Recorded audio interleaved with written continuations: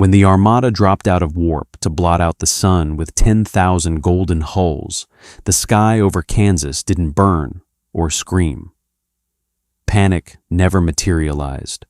We simply sat at our desks and watched our coffee cups vibrate. Mistaking humanity for insects, the Galactic Empire thought they were descending as gods, entirely unaware that we had spent the last 50 years building a fly swatter. Their empire took 3 millennia to build, and it took us exactly 4 seconds to end it. Artur's coffee tasted like battery acid and burnt walnuts. It was his 3rd cup of the morning poured from a glass carafe that hadn't been washed since the previous administration. He swirled the black liquid in his styrofoam cup, feeling the cheap material squeak against his thumb. The fluorescent lights overhead in sub-level 4 emitted a persistent, high-pitched whine that drilled directly into the base of his skull. It was a Tuesday. It felt like a Tuesday, stale, slow, and smelling faintly of industrial floor wax. "Hey, Artie," David called out from the neighboring console. David was 23, fresh out of the academy, and constantly smelled of nervous sweat and heavily applied generic body spray. "You seeing this telemetry from the Oort cloud boys?" Artur didn't look up from his screen. He was busy picking a piece of dried glue off the edge of his keyboard. "It's a glitch, Dave. The buoys out by Jupiter always trip up when the solar wind spikes. Reset the breakers on the relay and log it." "No, I mean..." David's voice lost its usual, obnoxious lilt. It dropped an octave, flattening out into something thin and brittle. "It's not a solar flare. The mass readings are wrong. They're geometric." Artur stopped picking at the glue. He let out a long, slow breath through his nose, feeling the dry, recycled air of the bunker scratch his throat. He rolled his chair over to David's station. The casters ground against the cheap linoleum floor, a sound that usually annoyed him. But right now, it was the only thing anchoring him to the room. He leaned over David's shoulder. The screen was a chaotic mess of raw data, cascading numbers in harsh green against a black background. But the visual representation on the secondary monitor was clear. Dots. Thousands of them, moving in perfect, unnatural synchronization. "Check the calibration," Artur said. His voice was flat. He didn't feel a surge of heroic adrenaline. He felt a deep, profound exhaustion settling into his bones. He suddenly realized how badly his lower back hurt. "I did," David whispered. He pointed a trembling finger at the screen. The fingernail was bitten down to the quick. "I ran the diagnostic 3 times. Artie, that's a fleet. That's a whole damn fleet." Artur stared at the mass indicators. He did the math in his head. The numbers were too big. They didn't make sense. If those readings were accurate, the sheer gravitational pull of the approaching ships would start messing with the tides in about 3 hours. "Call Sarah," Artur muttered, turning away from the screen.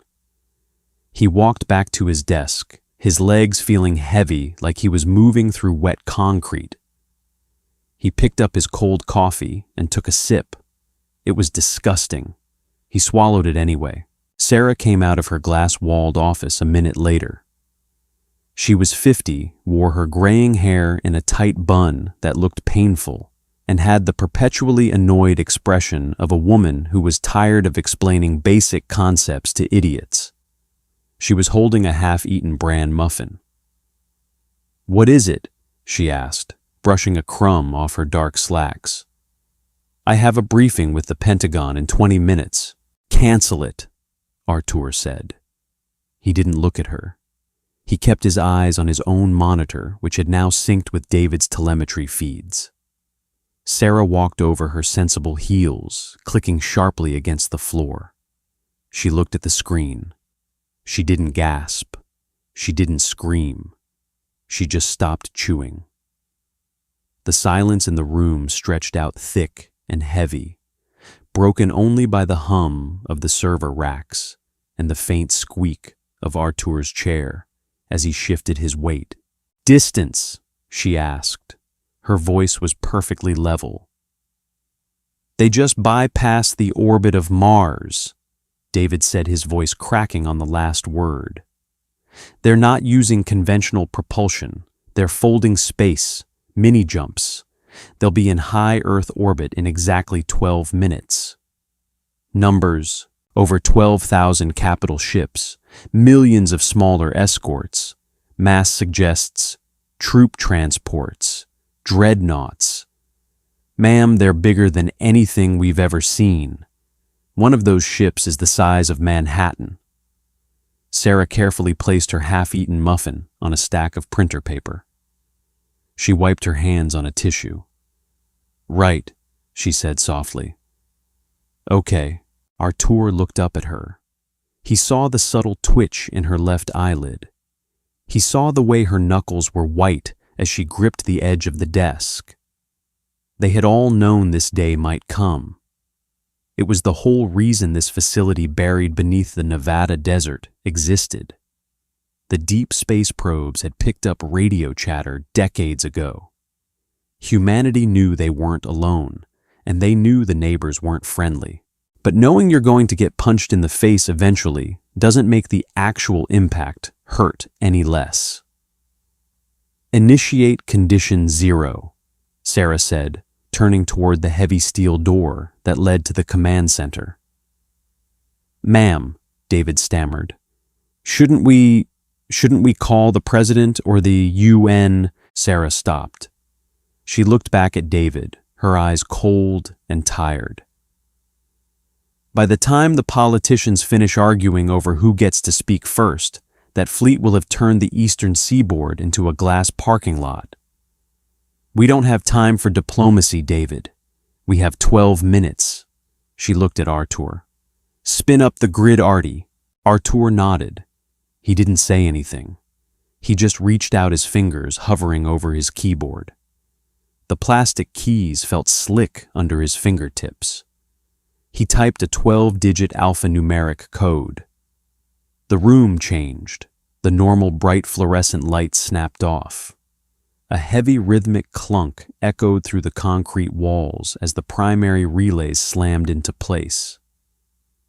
The emergency lighting kicked on, bathing the room in a dull, bloody red glow. Artur's stomach churned. It wasn't fear.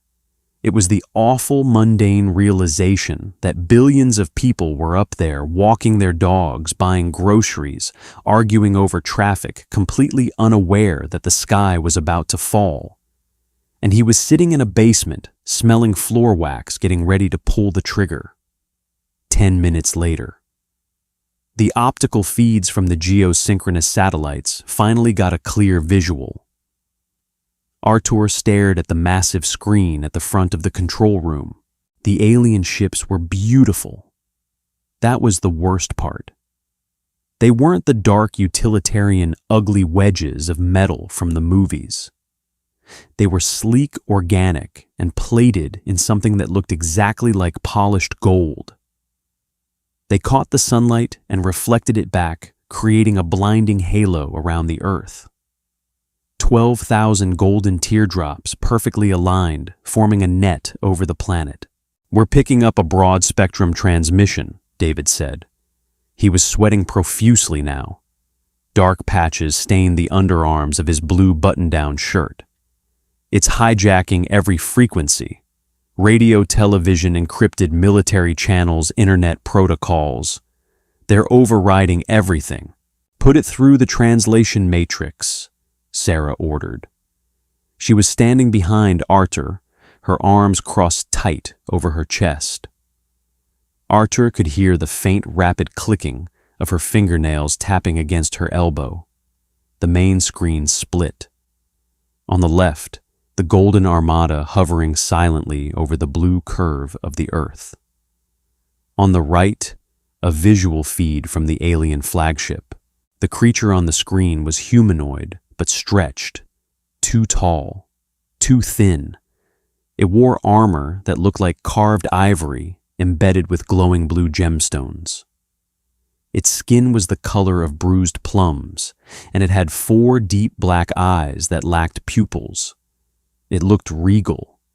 It looked incredibly, infuriatingly arrogant. The translation software took a few seconds to process the alien syntax, outputting a synthesized, emotionless English voice over the room's speakers. People of the dirt world.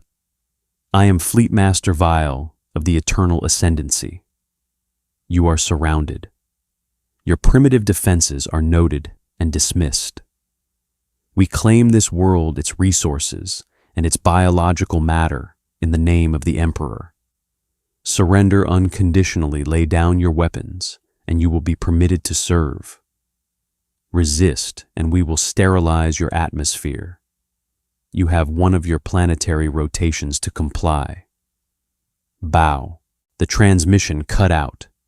The image on the screen vanished, replaced once again by the live feed of the massive Golden Fleet. Artur let out a harsh, dry bark of a laugh. It echoed in the quiet room. What's funny? Sarah snapped, her voice tight with stress.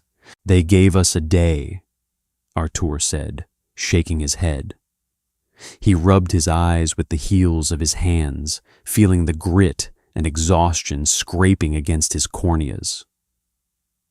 They brought an extinction fleet, parked it on our lawn, and gave us 24 hours to think about it. It's like a cat playing with a mouse. It's psychological warfare, David said, his voice trembling. They want us to panic. They want the governments to collapse so they don't have to fire a single shot. No, Sarah said quietly. It's hubris. They don't think we can bite back. She leaned down, resting her hands on the back of Artur's chair. Her breath smelled faintly of stale coffee and peppermint. Where are we at with the grid, Artie? Artur turned back to his console. The red light washed over his face, hiding the pale, sickly color of his skin. He brought up the schematic. The atmospheric ignition grid was a misnomer. It didn't ignite anything. It was a network of 300 deep-crust kinetic dampeners and orbital gravimetric mirrors built secretly over the last 5 decades, using the combined GDP of 40 nations. It was designed for one specific scenario, a massive, overwhelming invasion force entering high Earth orbit. Capacitors are at 94%, Artur said, reading the telemetry. The orbital mirrors are locking onto their warp signatures. They screwed up Sarah. By sitting in a tight blockade formation to look intimidating, they've clustered their mass perfectly. The targeting algorithms don't even have to work hard. Will it penetrate those hulls? David asked. They look indestructible. It doesn't have to penetrate, Artur said, his voice devoid of emotion. He was just reciting facts now, detached, numb. The grid doesn't shoot lasers, it weaponizes gravity. We reflect their own massive gravitational footprint back at them inverted. We turn the space inside their ships into a vacuum collapse point. Physics does the rest. Time to full charge, Sarah asked. Artur watched the green bar crawling across his screen. It was moving so agonizingly slow. 2 minutes. The room descended into a heavy, suffocating silence. The faint hum of the servers felt loud enough to vibrate Artur's teeth. He looked at the optical feed again. The golden ships hung there, arrogant and beautiful. He thought about the aliens inside, millions of them, soldiers, technicians, maybe even families. They had traveled across the galaxy, full of imperial pride, entirely convinced of their own divine right to rule. They thought they were the main characters of the universe. Artur looked down at his own hands. They were calloused, ink-stained, and shaking slightly. He was just a guy making 70 grand a year, sitting in a windowless room drinking terrible coffee. He wasn't a hero. He didn't feel righteous. He just felt an overwhelming sense of dread. "Ma'am," David said, his voice barely a whisper, "the UN is broadcasting. They're trying to surrender. The Secretary General is offering a ceasefire." "Block the transmission," Sarah said instantly. "What?" David looked horrified. "But block it, David," Sarah barked, her professional veneer cracking for a fraction of a second. "If they think we're surrendering, they'll start deploying ground troops to secure the capitulation. If they drop below the mesosphere, the grid won't catch them, and they'll glass the surface when we fire. Keep them in orbit. Block all outbound communications from the surface." David swallowed hard, his Adam's apple bobbing violently. He nodded and typed frantically. "Capacitors at 100%, Artur said. The words felt heavy like lead on his tongue. A small prompt blinked on his screen asking for authorization. It was a simple little gray box with a blinking cursor. It looked like a prompt asking to update software. "Execute Protocol Archangel, YN." Sarah stepped up beside him. She reached into her shirt and pulled out a silver chain. At the end of it was a small physical key. Artur reached into his own pocket and pulled out his keys. Beside his car fob and his house key was an identical silver key. "Insert keys," Sarah commanded. Artur slid his key into the slot on his console. It slid in smoothly with a heavy, satisfying metallic click. Sarah did the same on her side. "On my mark," Sarah said. She was breathing heavily now. Artur could hear the slight wheeze in her lungs. 3, 2, 1, turn. They turned the keys. Artur hit the Y key on his keyboard and pressed enter. He didn't know what he expected. Maybe a massive rumbling earthquake. Maybe the lights flickering and dying. Maybe a loud cinematic hum of energy building up. Instead, there was just a click. A sound like a heavy circuit breaker snapping shut in the next room. On the optical feeds, the sky didn't change color. There were no massive beams of blue light shooting up from the earth. For exactly 2 seconds, absolutely nothing happened. Artur stared at the screen, his heart hammering against his ribs like a trapped bird. It failed, he thought, a cold spike of panic piercing through his numbness. 50 years of work, and the damn thing failed. Then the universe broke. It happened on the 3rd second. The visual feeds from the satellites distorted violently, the camera lenses warping, as the local gravity in high Earth orbit folded inside out. The 12,000 golden ships didn't explode. Explosions require oxygen and outward force. They imploded. It was silent. On the monitors, the massive Manhattan-sized dreadnoughts suddenly crumpled inward like empty soda cans being crushed by an invisible giant hand. The beautiful polished golden hulls fractured and tore, caving in on themselves with terrifying speed. It was a total catastrophic structural failure on a fleet-wide scale. The immense gravitational shear ripped through their shields as if they were made of wet tissue paper.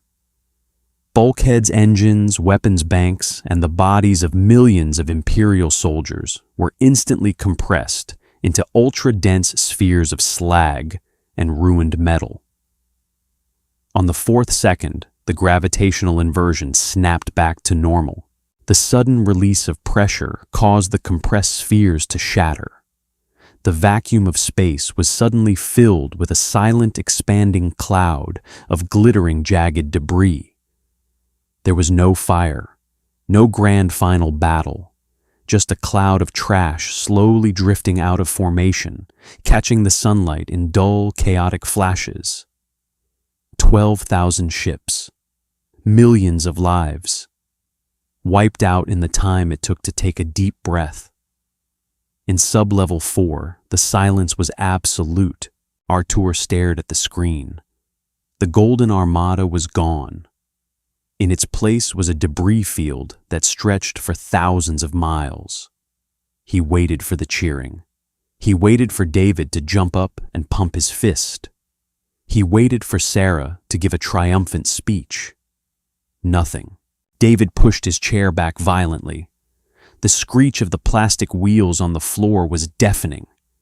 He scrambled over to the metal trash can by the water cooler, dropped to his knees, and vomited. The sound of his retching echoed off the concrete walls, wet and violent. Sarah just stood there staring at the screen. Her hand was still gripping the silver key in the console. Her knuckles were stark white. Slowly, deliberately, she let go. She reached into her pocket, pulled out a pack of cigarettes, and put one between her lips. She lit it with a cheap plastic lighter. "Ma'am," Artur said softly, his voice raspy. "There's no smoking down here." Sarah took a deep drag, the cherry of the cigarette glowing bright orange in the dim red emergency light. She exhaled a long plume of gray smoke into the recycled air. It smelled like cheap tobacco and burnt paper. "Write me up, Artie," she whispered, her eyes never leaving the screen. Artur looked back at his monitor. The adrenaline was rapidly leaving his system, leaving behind a cold, hollow ache in his chest. His hands were shaking so badly he had to press them flat against the desk to steady them. He had just killed millions. He had just saved billions. He couldn't reconcile the two. The math of it made sense, but the human reality of it felt like a heavy, suffocating blanket. He looked at the telemetry. The debris was already starting to enter the upper atmosphere, burning up harmlessly upon re-entry. By sunset, the entire planet would be treated to the greatest meteor shower in the history of humanity.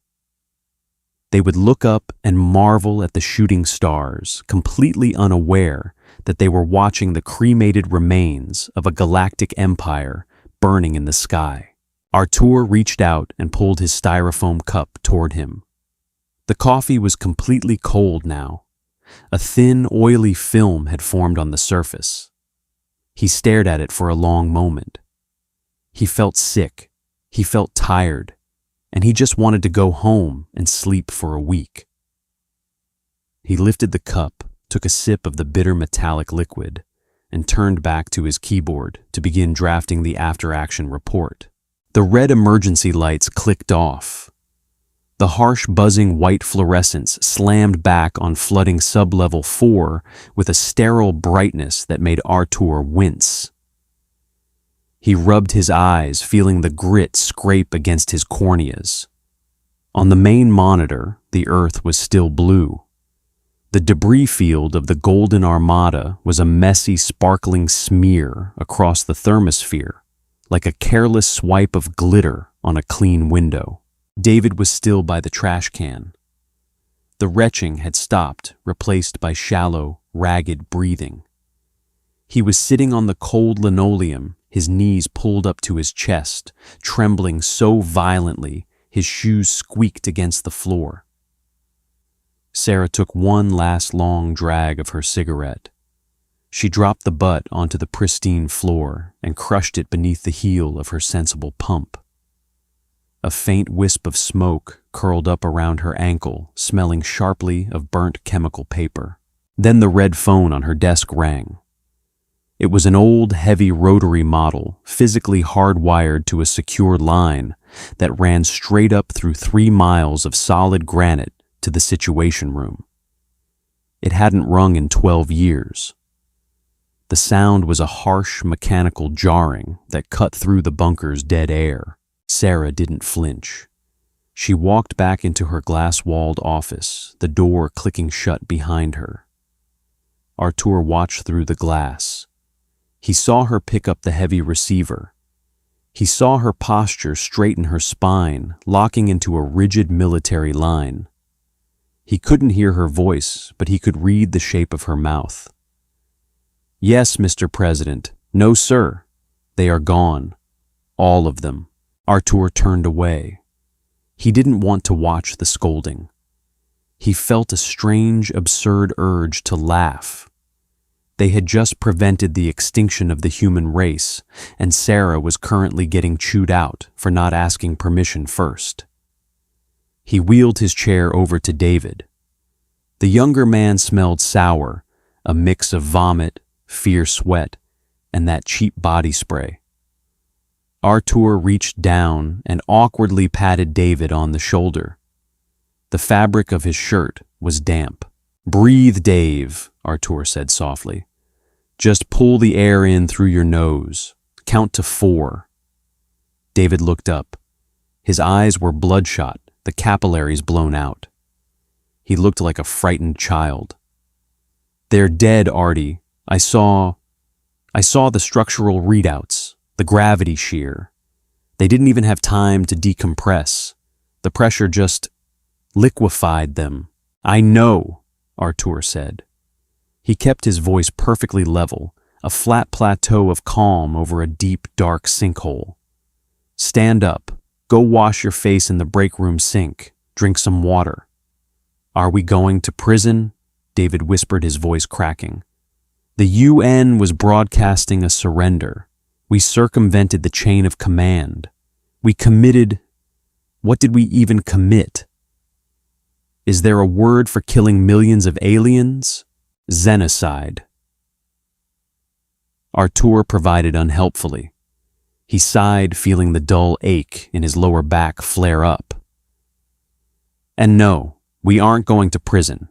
You don't put the guy who kills the wolf in a cage, even if he used an illegal shotgun to do it. The politicians will scream and shout for a few days to save face, but privately they're thanking God we had our fingers on the trigger."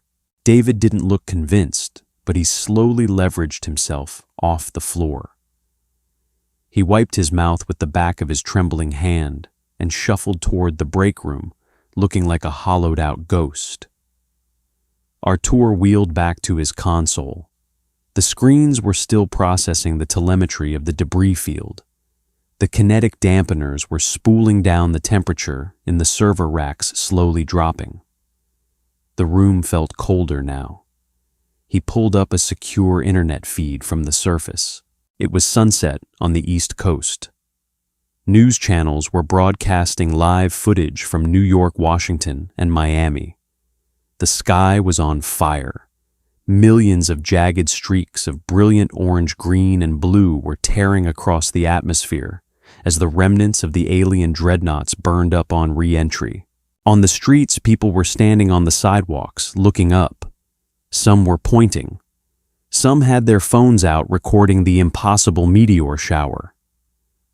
A news anchor on CNN was interviewing a confused astronomer from Cornell who was frantically trying to explain away the sudden, unpredicted celestial event as a rogue comet breaking apart. They didn't know. The alien transmission had been blocked so quickly, the governments had suppressed the panic so effectively in those brief 20 minutes that the general public had absolutely no idea they had just been an hour away from becoming glass. Artur watched a live feed of a family in a park in Boston. A little girl was sitting on her father's shoulders, laughing and pointing at the burning streaks of alien titanium raining across the twilight. He looked down at his keyboard. The Y key still had a faint smudge of oil from his index finger. "I killed them," he thought. The realization didn't come with a crescendo of dramatic music. It came with the mundane squeak of Sarah's office door opening. "Pack a bag, Artie," Sarah said. Her voice was raw, the edges frayed. She looked 10 years older than she had that morning. Artur blinked. "A bag, ma'am, my shift isn't over for..." The president just mobilized the 82nd Airborne and Nest. She interrupted, walking over to the coat rack and grabbing her dark trench coat. "The grid caught 99% of the fleet, but one of the flagship's core modules had a localized density shield. It survived the crush. It fell out of orbit and impacted somewhere in northern Canada.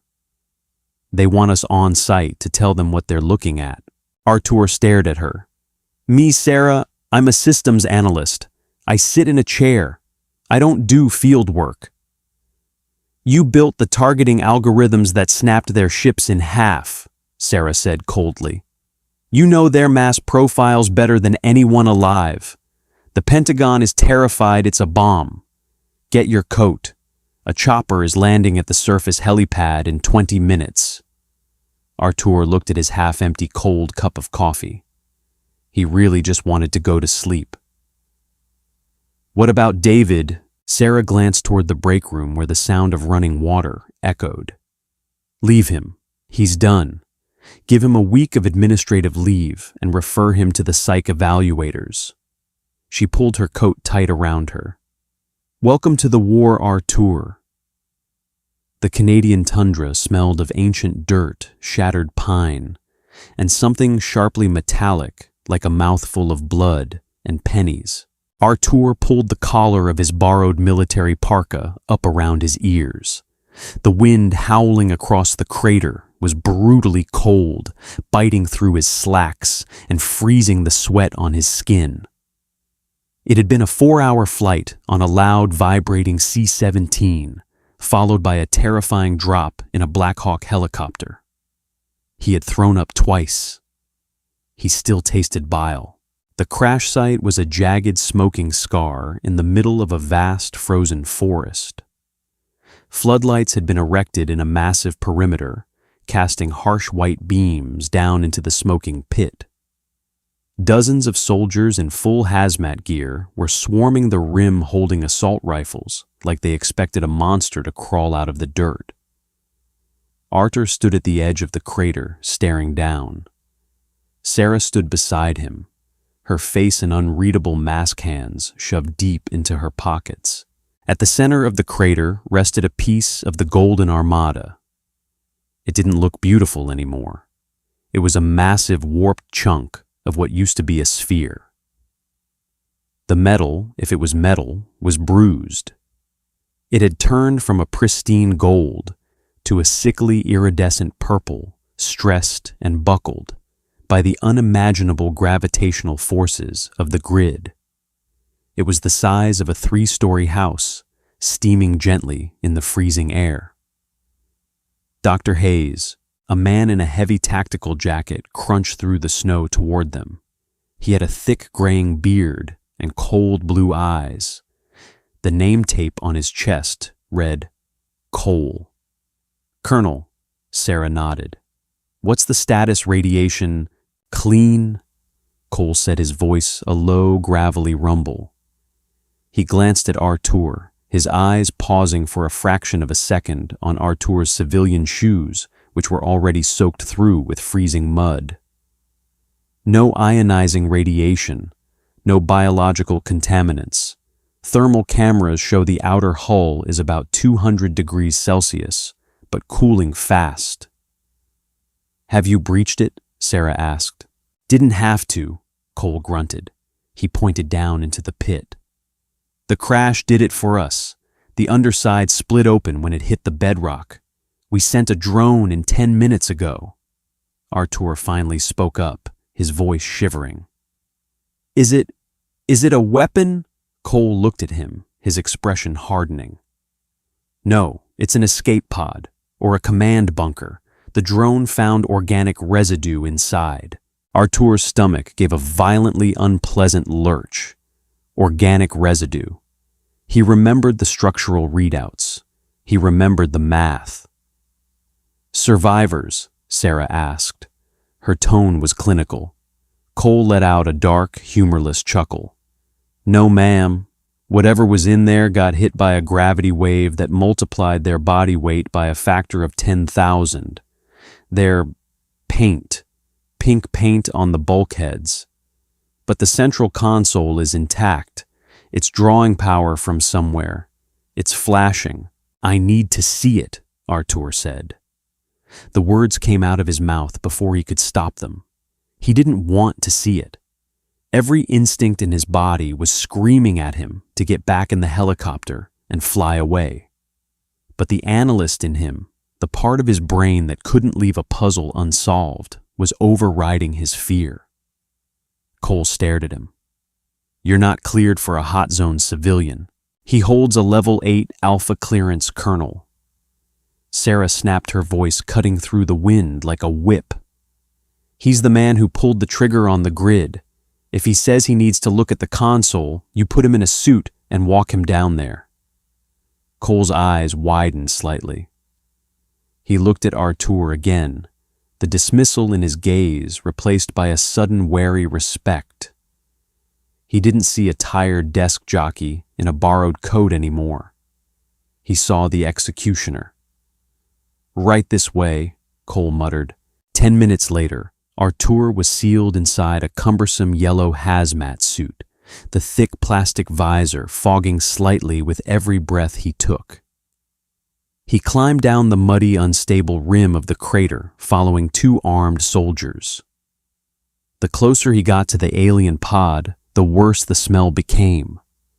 Even through the suit's scrubbers, he caught whiffs of it ozone-burnt sugar and something deeply inherently wrong. Like rotting meat left in a microwave, they reached the fissure at the base of the twisted metal sphere. The soldiers clicked on their tactical flashlights, cutting through the steam and smoke. "Step careful," one of the soldiers warned over the suit comms. "Deck is slick." Artur stepped inside. The interior architecture was bizarre. There were no right angles. Everything was curved, sweeping lines of bone-white material that looked more grown than manufactured. But it was entirely ruined. The gravity weapon had warped the floor into a bowl, snapping thick support struts like dry twigs. And then he saw the pink paint. It was splattered across the back wall. Dark purplish pink smears, thick and wet, mixed with fragments of shattered armor and what looked terrifyingly like pulverized bone. Artur stopped walking. He stared at the smear. Fleetmaster Vael, he thought, the arrogant tall creature who had demanded the earth bow. Reduced to a puddle of biological sludge by a guy who was annoyed by the squeak of his office chair. "Over here," the soldier said, shining his light on a central pedestal that had miraculously survived the crush. Artur tore his eyes away from the wall and walked over. The console was a slab of smooth black glass. Deep inside, the glass veins of blue light were pulsing in a slow, rhythmic pattern. It wasn't a screen. It was a solid-state, holographic interface. Artur reached out with his thick rubber gloves. He didn't know what he was doing. He just hovered his hand over the pulsing blue light. The console reacted. The glass hummed, sending a vibration up Artur's arm that rattled his teeth. The blue veins flared brightly, projecting a 3-dimensional star chart into the smoky air of the ruined pod. It was a map of the Milky Way. Artur stared at it mesmerized. The map was clustered with thousands of tiny red dots sprawling across the galactic arm. The Empire. It wasn't just a fleet. It was a massive, sprawling infection covering hundreds of star systems. And right at the edge of the red cluster, floating in the dark, was a single pulsing yellow dot. Earth. A stream of alien glyphs began rapidly scrolling down the side of the map. "Can we get a camera on this?" Artur asked, his voice shaking over the comms. "I need high-res captures of these glyphs. Now." "What is it?" Cole asked over the radio. Artur watched the glyphs cascade. He didn't need to read the language to understand the basic syntax of a diagnostic system. It was an automated process. "It's a black box." Artur breathed the realization, chilling him deeper than the Canadian wind. "It's a localized telemetry beacon. The flagship was linked to an automated network. "Are they sending a distress signal?" Sarah's voice crackled in his ear. "No," Artur said. He watched the red dots on the map begin to shift. The visual representation was shifting from passive occupation to active mobilization. "They aren't calling for help. The fleet died too fast to scream." He traced a gloved finger through the hologram. "It's an automated dead man's switch," Artur said. "The Empire didn't send their main military force. This was just an expedition, a collection agency. They parked their ships here, and when the ships stopped transmitting their heartbeat signals, this console triggered a default protocol." "Explain Artur," Sarah demanded. "The Empire is bureaucratic." Artur whispered, his mind racing, putting the pieces together. "They are so vast, so incredibly old and arrogant, that they don't even manage their border conflicts manually anymore. When an expeditionary fleet goes offline, the system doesn't investigate. It assumes the resources were lost to natural hazards or hostile natives, and it automatically queues up the next response." Artur looked at the red dots on the map. They were coalescing drawing lines from the deep galactic core straight toward the yellow dot. "They aren't sending an armada next time, Sarah," Artur said, his voice dropping to a hollow whisper. "The system just flagged our solar system for automated sterilization. They're going to send the exterminators." 72 hours later, Sub-level 4. The room smelled of stale black coffee ozone and cold pizza. The sterile, quiet atmosphere of the bunker had been entirely shattered. The space was now crammed with 24 extra analysts, military liaisons, and cryptolinguists. The persistent hum of the servers was drowned out by the chaotic symphony of ringing phones, shouting voices, and the clatter of keyboards. Artur sat at his console, staring at a translated readout from the alien black box. He hadn't slept in 3 days. His eyes felt like they were full of crushed glass, and a persistent tremor had taken up residence in his left hand. Sarah stood at the front of the room, pointing a laser pointer at the massive main screen. She was running on nicotine and sheer terrifying willpower. "The data recovered from the Canadian impact site confirms our worst-case scenario." Sarah said, her voice hoarse, but projecting clearly over the din of the room. She clicked a button, and the alien star chart appeared on the screen, translated into English. The entity, known as the Eternal Ascendancy, spans roughly 400 star systems. She continued tracing the red cluster with her laser. "Based on the automated response logs we decrypted, their military doctrine is entirely stagnant. They haven't fought a peer-to-peer war in over 3 millennia. They conquer through overwhelming mass and intimidation. If a planet resists, they glass it from orbit." Colonel Cole was leaning against the back wall, arms crossed over his chest. "So, they're big, they're dumb, and they're slow. They are heavily reliant on automation," Sarah corrected. "Their supply lines, their fleet movements, even their punitive strikes are dictated by algorithmic bureaucracy. When we crushed Fleetmaster Vale's armada, we didn't anger an emperor. We tripped a circuit breaker. The system has automatically designated Earth as a Class 9 hazard and dispatched a pacification sphere." "A sphere?" someone asked from the back. Artur pulled up a schematic on his screen and mirrored it to the main monitor. A collective gasp rippled through the room. The schematic showed a machine. It wasn't a ship. It was an automated spherical construct roughly the size of Earth's moon. It was entirely covered in massive deep-crust mining lasers and gravity tether arrays. "It's a world cracker," Artur said, his voice cutting through the silence. He didn't look back at the crowd. He kept his eyes on the cold, hard numbers on his screen. It doesn't carry troops. It doesn't ask for surrender.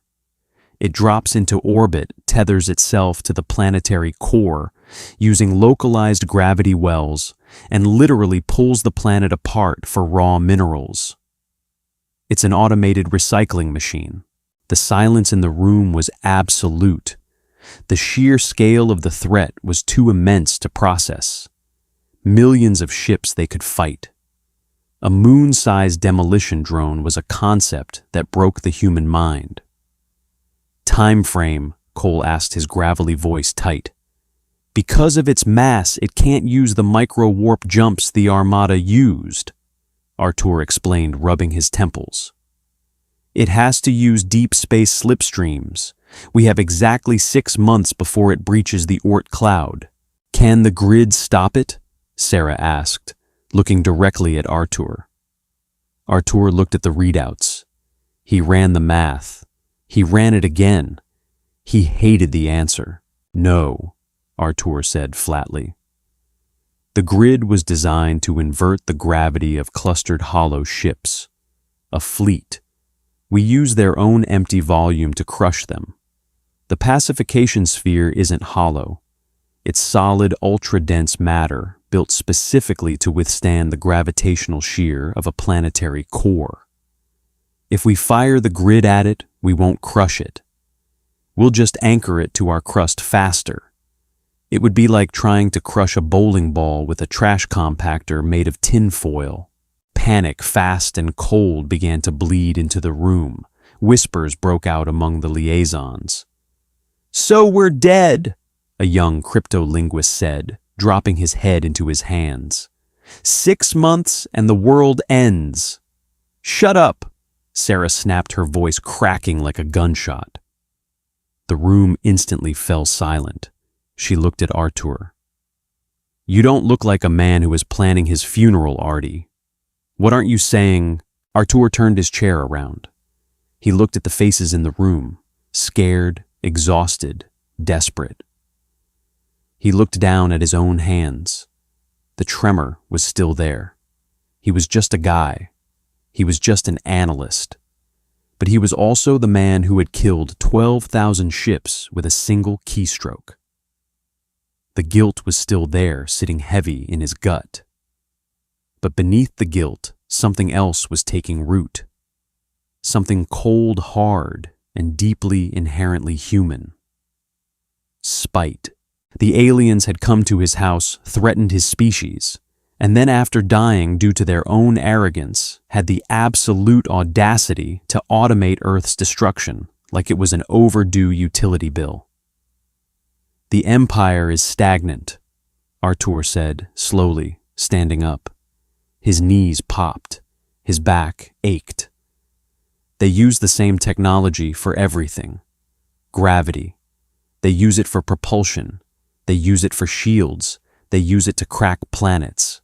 He walked over to the main screen, pointing at the schematic of the massive sphere. They rely on localized gravity wells to tether to a planet. Artur continued, his voice gaining strength, the flat, tired tone replaced by the sharp edge of predatory calculus. "And we just spent the last 50 years perfecting the art of weaponizing localized gravity wells." Cole uncrossed his arms. "Speak English, son." "The grid is a defensive net," Artur said, turning to face the room. "We wait for them to come to us, and we reflect their mass back at them. But the data core we pulled from Canada, it has the complete schematic for their micro-warp drives. We know how they fold space now, and we have thousands of tons of their ruined ships floating in orbit, full of ultra-dense armor plating." Artur looked at Sarah. She was staring at him, her eyes wide, realizing exactly what he was suggesting. "You want to dismantle the grid," Sarah whispered. "I want to invert it," Artur corrected. "The Empire thinks we're a bug waiting to be stepped on. They're sending an automated boot. I say we don't wait for the boot to drop." He tapped the screen, bringing up a new file he had been working on in the dark hours of the morning. The schematic of the defensive orbital mirrors shifted, reconfiguring into something terrifyingly aggressive. "We ripped the deep crust dampeners out of the Nevada desert," Artur said, his eyes burning with exhausted, cynical defiance. "We strapped them to the reverse-engineered warp drives. We don't wait 6 months. We take the weapon that crushed their fleet, we package it into a warp-capable delivery system, and we jump it straight down the throat of that pacification sphere while it's still in deep space." The room was deathly quiet, and then Cole asked, a slow, dangerous grin spreading across his bearded face. "And then," Artur said, picking up his cold, awful cup of coffee, "we use their own navigational logs. We warp the grid directly into the airspace over their capital world, and we show the Emperor what humanity looks like when we're actually pissed off." He took a sip of the coffee. It was terrible. Condition 0 was defense. Artur said, looking around the room at the suddenly electrified faces of the military brass. "It's time to draft Condition 1. 5 months. That was how long it took humanity to tear up its own floorboards to build a shotgun. Sub-level 4 no longer smelled like industrial floor wax and recycled air. It smelled like a locker room that had caught fire. A permanent haze of evaporated energy, drinks, unwashed bodies, and overheated circuit boards hung thick in the room. The fluorescent lights flickered, constantly drawing uneven power from a grid that was being cannibalized hour by hour. Artur's chair didn't squeak anymore. The casters had ground so much grit and dropped food into the linoleum that they just scraped a dull grating sound that vibrated straight up his spine. He had lost 15 pounds. His slacks hung off his hips, held up by a belt cinched 2 notches past its original design. The skin under his eyes was the color of bruised plums, mirroring the dead alien flesh he had seen in the Canadian dirt. He stared at his monitor. The green and black telemetry had been replaced by a live optical feed from Vandenberg Space Force Base. They were looking at the spear. That was what the media would have called it if the media knew it existed. The military brass had officially designated it the Archangel II Vanguard payload. Artur just called it the brick. It was staggeringly ugly. Humanity didn't have time to design a sleek aerodynamic starship. They didn't need to. The brick wasn't meant to fly. It was meant to arrive, break things, and die. It was a brutalist, asymmetrical cluster of deep-crust kinetic dampeners ripped violently from the Nevada desert, welded haphazardly to the reverse-engineered alien micro-warp drives. To armor it, they had bolted massive jagged slabs of the ruined golden alien hulls directly onto the framework. It looked like a floating junkyard tumor. "Coolant lines are pressurized," Colonel Cole's voice crackled over the room's main speakers. Cole wasn't in the bunker. He was on the surface in California, standing a mile away from the launch pad in a reinforced bunker, watching the brick vent a massive plume of white nitrogen vapor. Sarah stood beside Artur. She was coughing a lot these days, a dry, rattling hack that she tried to hide behind a balled-up fist. She had traded her sensible heels for a pair of scuffed combat boots, and the gray in her hair had completely taken over the dark. "Warp telemetry," Sarah asked, her voice raspy. Artur ran his tongue over his teeth. They felt fuzzy. He desperately needed a toothbrush. "Telemetry is locked.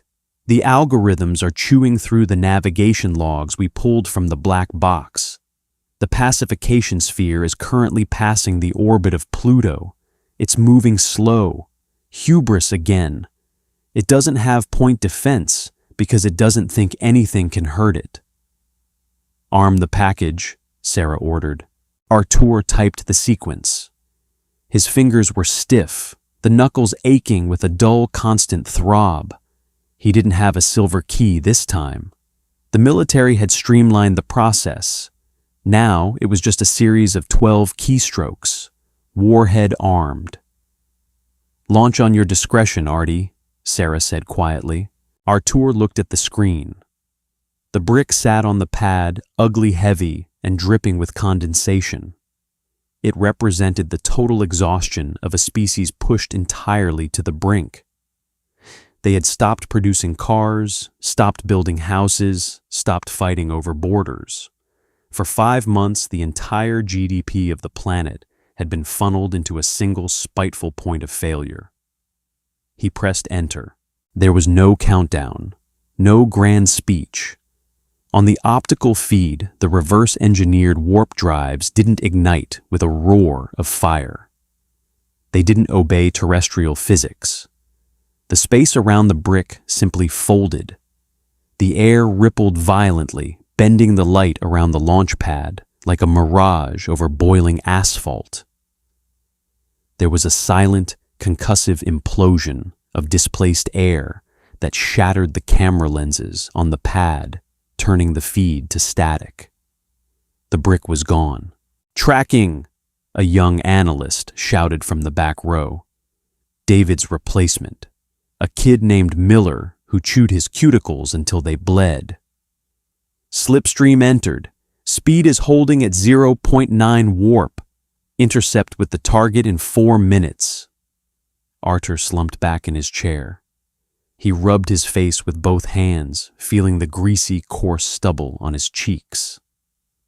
4 minutes.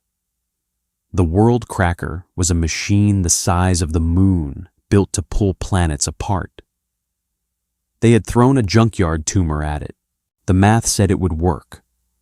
But Artur knew math was a cold comfort when the sky was on the line. "Get me the deep space telemetry," Sarah said, pulling a cigarette from a crushed pack. Nobody told her she couldn't smoke in the bunker anymore. The ashtray on her desk was a graveyard of gray stubs. She lit it, the sharp smell of sulfur and tobacco, filling the small space around Artur's console. Artur pulled up the grid. A black screen, 2 dots, one massive red and pulsing, the other small green and moving with terrifying speed. He watched the green dot close the distance. He thought about the family in Boston he had seen on the news 5 months ago, watching the alien fleet burn. They were probably eating breakfast right now, eating eggs, complaining about the price of milk, completely unaware that an automated extinction protocol was currently knocking on the back door of the solar system. He hated the aliens for making him carry this weight. He hated them for turning his boring, safe life into a high-stakes math problem. 10 seconds to intercept, Miller called out. The kid's voice was shaking. Artur leaned forward. The green dot merged with the red dot. In the frozen, silent dark of the Oort cloud, there was no sound. If there had been, it would have been the deafening shriek of physics breaking. Artur watched the raw data cascade across his secondary monitor. The optical feeds from the deep space buoys were operating on a 7-hour light delay, so they couldn't see the explosion. They had to read it entirely in numbers: gravimetric fluctuations, mass dispersion, thermal spikes. The brick dropped out of slipstream. Artur said, his voice a flat, dead monotone. It's inside the pacification sphere's defensive perimeter. It's registering the sphere's localized gravity tethers. Did the dampeners trigger? Sarah asked. She stopped puffing on her cigarette. The cherry burned hot, a tiny orange eye in the dim room. Stand by, Artur said. The pacification sphere was a solid mass of ultra-dense material. It was designed to anchor itself to a planet's core by generating massive, concentrated spikes of gravity. The brick wasn't designed to crush the sphere. It was designed to hijack those spikes. Grid inversion engaged. Artur read. The numbers on his screen spiked violently, shifting from green to a harsh, blinding yellow. The dampeners are feeding the sphere's own gravity back into its central core. It's a feedback loop. Mass readouts, Cole barked over the comms. Artur swallowed hard. His mouth was entirely dry. The sphere's core density is increasing. The dampeners are forcing it to swallow its own mass. It's folding. For 3 excruciating seconds, the room held its breath. The servers whined loudly, struggling to process the sheer volume of chaotic data pouring in from the edge of the solar system. Then the red dot on the screen simply vanished. Target lost, Miller whispered. Lost as in off sensors or lost as in gone, Cole demanded. Artur's hands flew across the keyboard, pulling up the gravimetric wave analysis. He read the telemetry. He read it twice to make sure his exhausted brain wasn't hallucinating. Gone, Artur breathed. He slumped back in his chair, feeling the tension drain out of his muscles so fast he almost felt dizzy. The feedback loop exceeded the tensile strength of the sphere's ultra-dense matter. It didn't explode. It collapsed into a micro-singularity. It ate itself and then evaporated, a localized black hole, born and died in the span of 2 seconds, taking a moon-sized world cracker with it. A cheer erupted in the back of the room. It was loud, chaotic, and desperately emotional. Analysts were hugging some, were crying openly. The heavy, suffocating dread that had sat on humanity's chest for 5 months was suddenly gone. Sarah let out a long, ragged exhale. She dropped her cigarette onto the floor and stepped on it. She looked at Artur. She didn't smile. Artur didn't smile either. The cheering slowly died down. The analysts in the room looked at the front, realizing the celebration wasn't being shared by command. Quiet down, Sarah said. She didn't yell, but the gravel in her voice cut through the noise effortlessly. We aren't done. Ma'am, Miller asked, wiping a tear from his cheek. The sphere is destroyed. Earth is safe. Earth is safe from the automated response, Artur corrected, turning his chair around to face the room. The ugly, cynical truth of the situation tasted sour in his mouth. But the alien black box is still active. When the sphere fails to report a successful pacification, the system will flag the anomaly. It won't send another machine. It will wake up a bureaucrat. Someone on their capital world is going to look at the ledger, see that 2 massive assets disappeared in Sector Sol, and they will manually dispatch the entire Imperial Armada. He looked at Sarah. She nodded once. Artur turned back to his console. He pulled up a new file. The Empire has been doing this for 3,000 years, Artur said to the room. They think they hold a monopoly on violence. They think distance and mass protect them. But we have their warp codes. We have their star charts. He hit a button. The screen shifted from the black void of the Oort cloud to the dense, sprawling map of the alien empire. The view zoomed in past the hundreds of occupied systems, past the glowing red dots of their subjugated worlds, diving straight toward the galactic core. It stopped on a massive glowing blue dot. Capital Prime, the heart of the eternal ascendancy. We built 2 bricks, Artur said softly.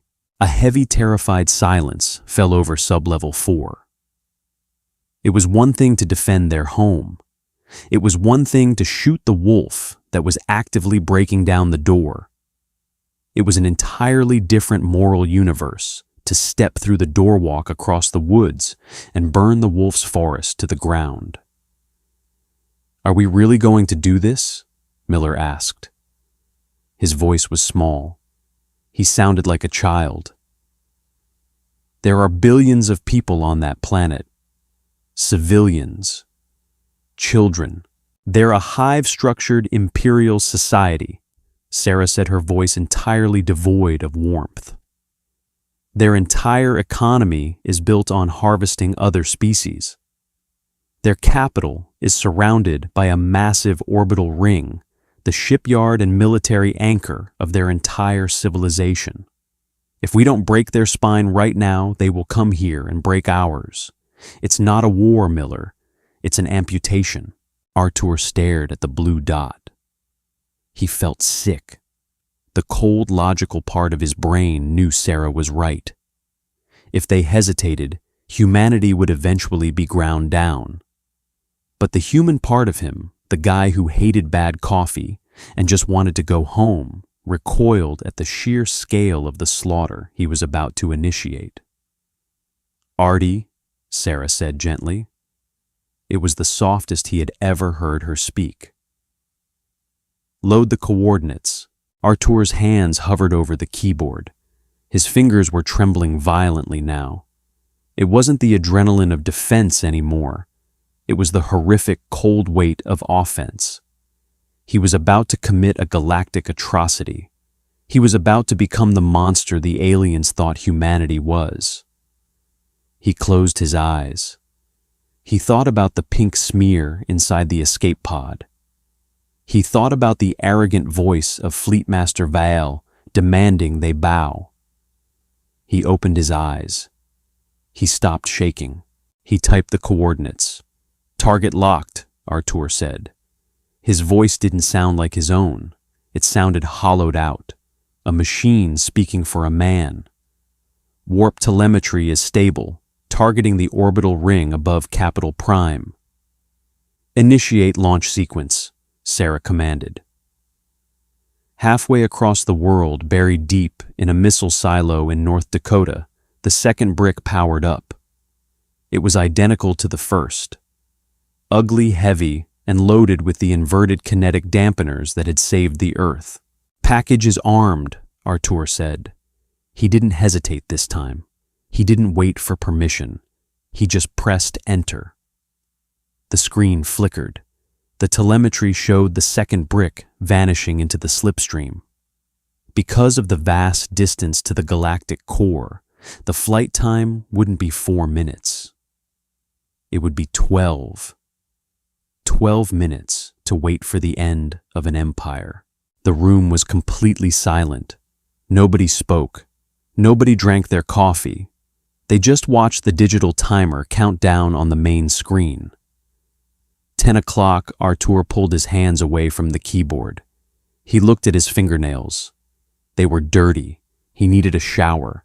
He needed a shower so badly, his skin felt like it was crawling. 5 o'clock. Sarah lit another cigarette. The smoke drifted across the projector beam, creating swirling, chaotic patterns in the light. She stared at the screen. Her eyes narrowed, her jaw clenched tight enough to crack molars. 0100, approaching target, Artur whispered. The telemetry screen updated. It wasn't an optical feed. They would never get light data back from that distance.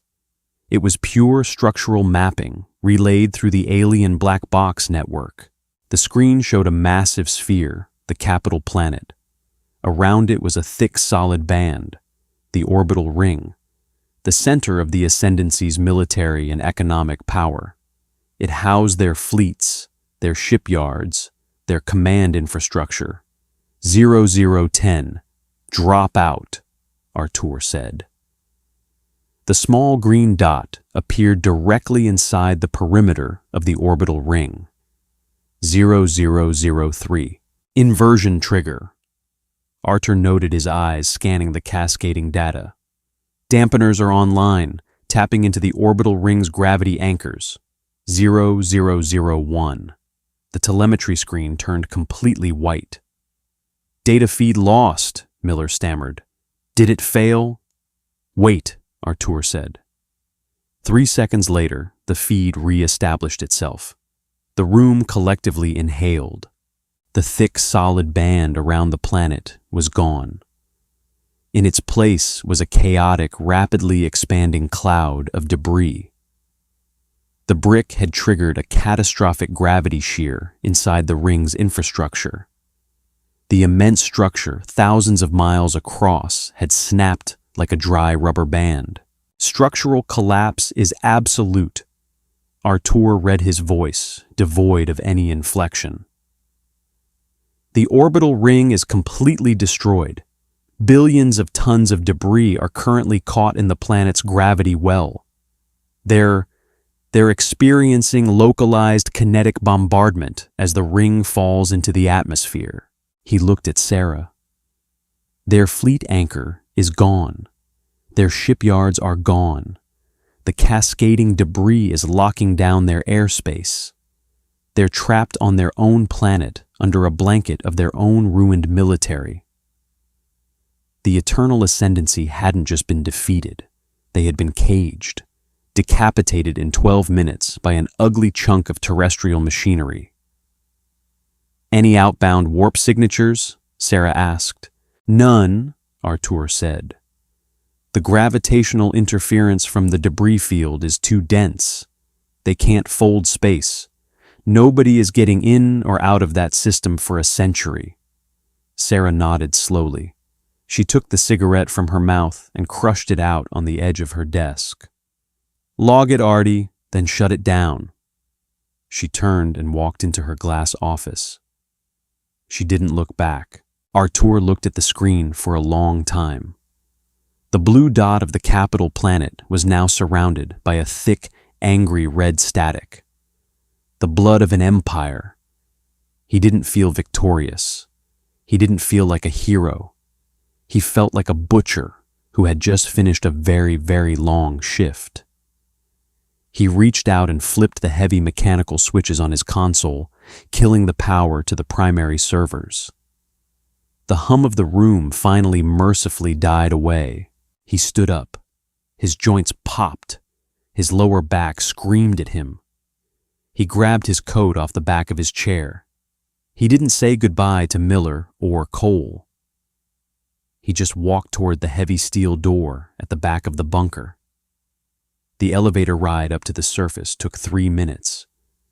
The music playing in the elevator was an instrumental version of "The Girl from Ipanema." It was bizarre, stupid, and completely mundane. The elevator doors opened. Artur stepped out into the Nevada morning. The sun had just come up over the jagged peaks of the mountains. The air was cold, crisp, and smelled heavily of sagebrush and dry dust. It was the cleanest thing he had smelled in 5 months. He walked over to the edge of the paved parking lot and looked up at the sky. It was a brilliant, pale blue. There were no golden ships. There was no burning debris. Just a few wispy clouds drifting lazily toward the east. Humanity had survived. They had stared into the dark, saw a monster reaching out for them, and they had bitten its hand off at the wrist. They were alone again, but they weren't prey anymore. Artur dug into his pocket, found his car keys, and walked toward his beat-up sedan. He had a 2-hour drive home, and he really needed some sleep. The sky is quiet again, smelling of cold dust and sagebrush, but the universe will never be the same. Humanity didn't ask for a galactic war. We just wanted to drink our terrible coffee in peace. But when an arrogant empire forced our hand, we didn't just break their fleet, we amputated their entire civilization. We survived, but the innocent days of stargazing are dead. The galaxy now knows exactly what kind of apex predators live on Earth.